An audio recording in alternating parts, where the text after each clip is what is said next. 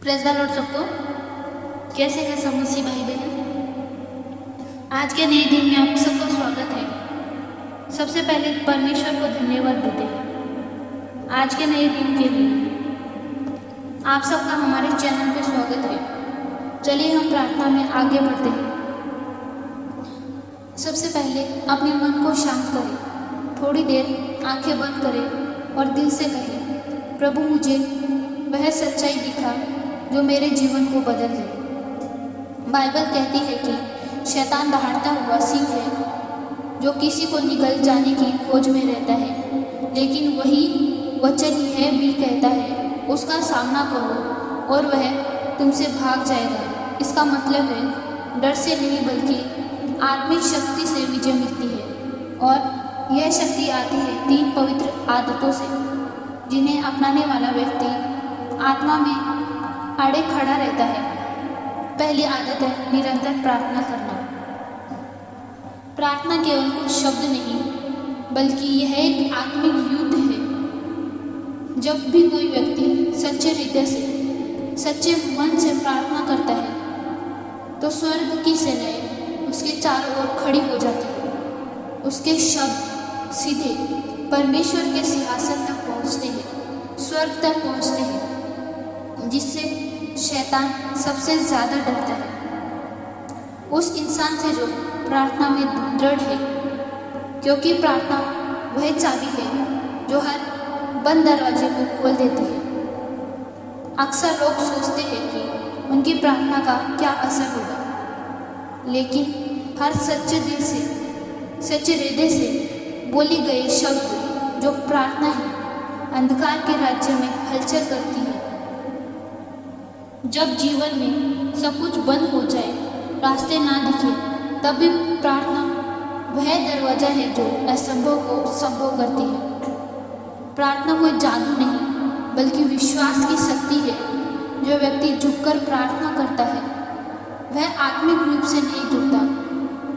प्रार्थना करते समय यह याद रखना चाहिए कि यह परमेश्वर को मनाने का समय नहीं, बल्कि अपने दिल को परमेश्वर से जोड़ने का समय है।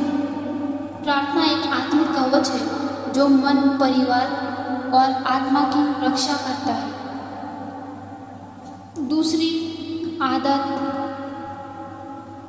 आधारित है पवित्र जीवन और मन की शुद्धता, जिससे अंधकार पीछे हटता है और आत्मिक शक्ति बढ़ती है। कई लोग प्रार्थना तो करते हैं, लेकिन उनके जीवन में वह सामर्थ्य दिखाई नहीं देता जो होना चाहिए, क्योंकि केवल शब्दों से नहीं, जीवन की पवित्रता से आत्मिक अधिकार आता है। जब किसी व्यक्ति का जीवन साफ होता है, तो उसकी प्रार्थना में ऐसी आग होती है जो शैतान को जला देती है। पवित्र जीवन केवल बाहरी आचरण का नाम नहीं, भीतर की सच्चाई, विचारों की पवित्रता और मन की ईमानदारी से जुड़ा होता है।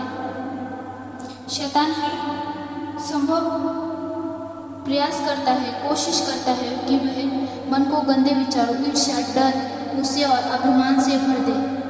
वह जानता है जब मन कमजोर होगा तो आत्मा भी कमजोर हो जाएगी, अस्थिर हो जाएगी।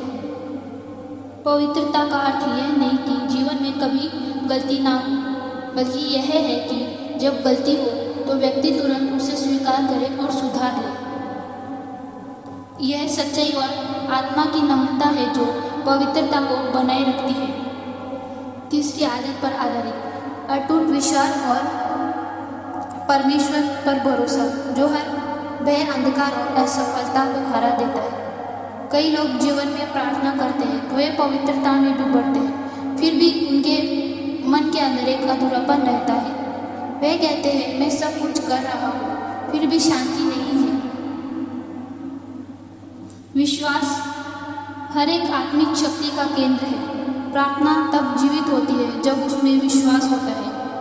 पवित्रता तब चमकती है जब उसमें भरोसा होता है, और जीवन तब विजय बनता है जब व्यक्ति कह सके चाहे सब कुछ बदल जाए, पर मेरा परमेश्वर नहीं बदलेगा। यह विश्वास कोई साधारण भावना नहीं है, यह एक आत्मिक स्थिति है जहाँ मन और आत्मा दोनों पूरी तरह से परमेश्वर पर टिके होते हैं।